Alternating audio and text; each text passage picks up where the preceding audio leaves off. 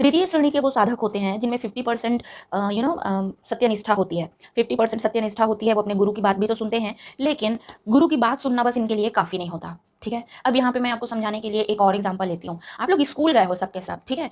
हमारे क्लास में ना 100 बच्चे रहते थे। जब मैं स्कूल जाती थी मेरे क्लास में तो 100 बच्चों से ज़्यादा ही बच्चे रहते थे। उनमें से कोई एक ही रहता था जो कि 100 में 100 नंबर लेके आता था, लेकिन हर क्लास में वो ऐसा दिव्य बालक या बालिका नहीं होते थे, ठीक है, जो 100 में 100 नंबर लेके आए। हर क्लास में नहीं होते थे, लेकिन हाँ, मेरी क्लास में एक लड़की थी जो 100 में 100 नंबर लेके आती थी। वो बहुत पढ़ाकू थी। उसको वो ये वेट नहीं करती थी कि स्कूल में किसी चैप्टर में स्कूल में मैडम ने ये चैप्टर पढ़ाया है या नहीं। वो पहले से ही किताबें ले लेती थी और स्कूल में कोर्स होने से पहले ही वो पूरी किताबें पढ़ के फिनिश कर डालती थी। वो बहुत तेजी से भागती थी और पूरा क्लास उससे नफरत करता था क्योंकि वो सारे टीचर्स की फेवरेट थी, है ना। आप सबके साथ होता होगा। तो ये वो कैटेगरी है। ये बच्चों का एग्जाम्पल लेके मैं आपको ये बता रही हूँ। ये उच्चतम कोटि के जो आध्यात्मिक साधक होते हैं ना, ये उसी प्रकार के स्टूडेंट होते हैं, ठीक है। अब इसका मतलब ये नहीं है कि जो क्लास में 100 में 100 नंबर लाता था वो उच्चतम कोटि का साधक है, नहीं। ये बस मैं आपको एज एग्जांपल देने के लिए बता रही हूँ, ठीक है। दूसरे कैटेगरी की स्टूडेंट वो होते हैं जो मैथ्स को सॉल्व करने के लिए जिनको टीचर की जरूरत पड़ती है कि पहले टीचर मुझे बता दें कैसे सॉल्व करते हैं तो मैं बैठ के फिर सॉल्व करूंगा, ठीक है। दूसरी कोटि के साधक हो गए जिसको भी मैंने आपको एक्सप्लेन किया। तीसरे वो होते हैं ना जो टीचर के एक्सप्लेन करने से भी नहीं समझते। खैर, वो खुद से पुस्तक पढ़ के तो नहीं समझ सकते। दूसरे वो हैं जो टीचर के एक्सप्लेन करने के बाद भी नहीं समझते, तो उनको एक्स्ट्रा अनुशासन की जरूरत पड़ती है। उनको कोई प्रश्न समझाने के बाद में सेम प्रश्न के 100 बार या मैक्सिमम बार, जितनी बार हो सके उतनी बार सवाल को कॉपी और पेन में बनाने की जरूरत पड़ती है जब तक से वो पैटर्न उनके दिमाग में बैठ ना जाए, ठीक है। तो तीसरी कोटि के साधक वो होते हैं जो गुरु के बोलने मात्र से नहीं समझ सकते, ठीक है। अब यहाँ पे यह मतलब नहीं है कि वो समझने के काबिल नहीं है या उनका दिमाग कम है, नहीं, ऐसा नहीं है। जिससे ये एक पैटर्न है समझने का कि उनको किसी डिफरेंट तरीके से समझ आता है। अभी देखिए, किसी व्यक्ति के जीवन में अगर दुख ही दुख आए तो वो एक बार उसके पास मौका है परिस्थितियों से सीखने का।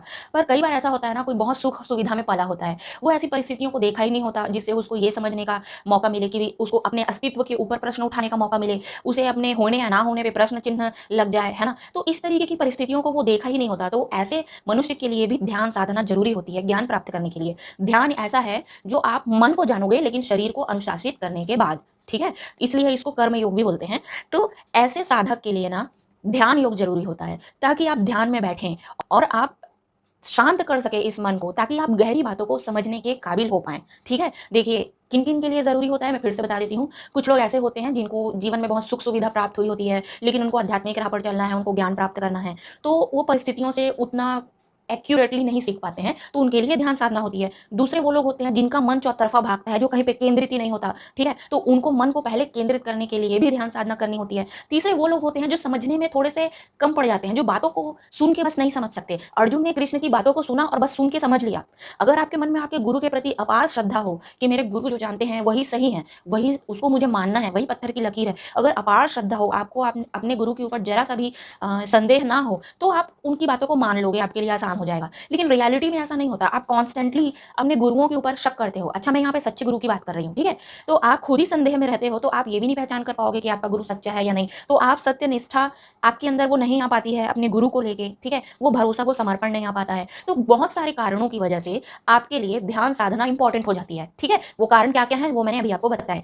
तो ध्यान साधना किन के लिए जरूरी है? जिनको सिंपली चीजें समझ में नहीं आ रही हैं, एग्जैक्टली जो चीजें जैसी है वैसे वो देख नहीं पा रहे हैं, तो उनके लिए एक्स्ट्रा जतन करने की जरूरत है, अनुशासन की जरूरत है। तो इस टाइम पे अब आपके लिए टूल चाहिए होगा ध्यान लगाने के लिए, कंसंट्रेशन के लिए, फोकस के लिए। तो आप जब ध्यान लगाते हो ना तो आपका दिमाग कॉन्स्टेंटली चीजों को सोचते रहता है कुछ ना कुछ। तो आपको ये चाहिए कि उस सोच से हटा के अब ध्यान ध्यान में देखिए, मन 24 घंटे काम में लगा हुआ है, ठीक है। आपको बहुत अच्छे से यहाँ पे फोकस करने की जरूरत है। मैं क्या बोल रही हूँ, जब आप ध्यान करते हैं ना तो आपका जो मन है, या फिर आप normal day to day life में देख लीजिए, आपका मन 24 घंटे बकबक करते रहता है, कभी चुप नहीं होता, ठीक है। और जब आप ध्यान करते हो और उसको, विचारों को रोकने का प्रयास करते हो, तो इट्स ऑलमोस्ट इम्पॉसिबल उसको रोकना, ठीक है। वो बकबक बंद ही नहीं होती।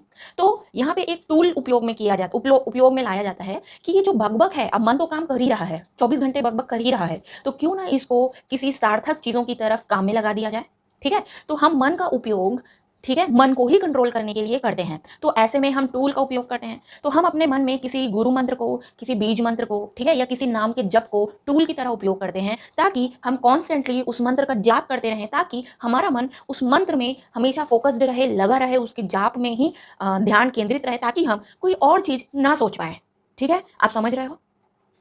तो जितने लोग मुझे पूछ रहे थे मंत्र जाप से ईश्वर प्राप्ति कैसे होती है, मंत्र जाप से कैसे हम ज्ञान प्राप्त कर सकते हैं, उसका महत्व क्या है, मंत्र जाप करें या नाम जाप करें, तो उन सब चीज़ों के लिए यहाँ पे मैं बता रही हूँ, आप अच्छे से ध्यान से समझिए, ठीक है। तो मंत्र जाप क्या काम करता है, आपको कॉन्सेंट्रेट करने में हेल्प करता है, आपको शरीर को साधना है। आप अगर ऐसे 15 मिनट भी बैठ जाए ना तो नहीं बैठ पाओगे, ठीक है, पद्मासन में आपका पैर दुखने लगेगा, झिनझिनाहट होने लगेगी, आपकी रीढ़ की हड्डी जो है पीछे, पीठ आपका ऐसे सीधा नहीं रहेगा, आप झुकने लगोगे बार-बार, आपका शरीर शिथिल पड़ने लगेगा, आलस आने लगेगा, थकने लगेगा। तो ये जो है ये शारीरिक कष्ट को आपको सहना है, इसको बोलते हैं तपस्या करना, ठीक है? तो आप तपोगे, आप कष्ट भोगोगे, ठीक है? आप अपने मन को एकाग्र करने के लिए कड़ी मेहनत करोगे, दृढ़ता से एक पोजीशन में बैठे रहोगे बिना हिले। तो ये जो प्रैक्टिस है ना, इससे आपका कॉन्संट्रेशन ज़रूरी बात पे होता है, ज़रूरी मंत्र पे होता है, ठीक है? तो ये जो मंत्र साधना है, ये जो ध्यान साधना है, अध्यात्म के जितने भी रास्ते हैं, जितने भी मार्ग हैं साधना के, उसमें सबसे डिफ़िकल्ट साधना है ये, ठीक है? और इसलिए ये बहुत डिफ़िकल्ट है, इसलिए मैंने ध्यान साधना में ध्यान साधना से सीखने वाले शिष्यों की जो संख्या है, उसको मैंने 10 लाख में 100 दिया हुआ है, ठीक है? अच्छा 100 क्यों दिया है मैं बता देती हूँ, क्योंकि आजकल जिसे देखो वो ध्यान साधना में लगा हुआ है, ठीक है?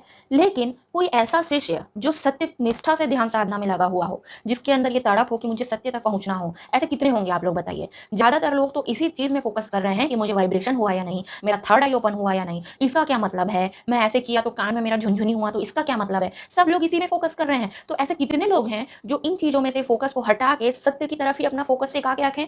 ये भी बहुत रेयर है, इसलिए मैंने इनको 100 नंबर दिया हुआ है, 100 साधकों की संख्या दी हुई है, ठीक है? क्योंकि ये बहुत डिफिकल्ट है। अगर आप सिर्फ ध्यान साधना करते हैं और अगर किसी एक चक्र पे फोकस करें, सपोज कीजिए आप मणिपुर चक्र पे फोकस कर रहे हैं, ठीक है? तो किसी एक चक्र पे फोकस करने में और मंत्र साधना करने में, या मणिपुर चक्र का अगर आप बीज साधना कर रहे हो, बीज मंत्र जो होता है उससे साधना कर रहे हो, तो आपको 6 महीने का टाइम लगता है मिनिमम, ठीक है? अगर आप दिन में 10-12 घंटे भी अगर ध्यान कर रहे हो तो आपको 6 महीना लगेगा। और अगर मैं पूरा कुंडली जागरण का अगर मैं टाइम को कैलकुलेट करूं तो स्टार्टिंग टू एंडिंग आपको 1 लाख घंटे लगेंगे, ठीक है? अब 1 लाख छोड़िए, आप लोग मुझे बताइए, क्या 1000 घंटे भी आप लोग पार किए हो ध्यान साधना में?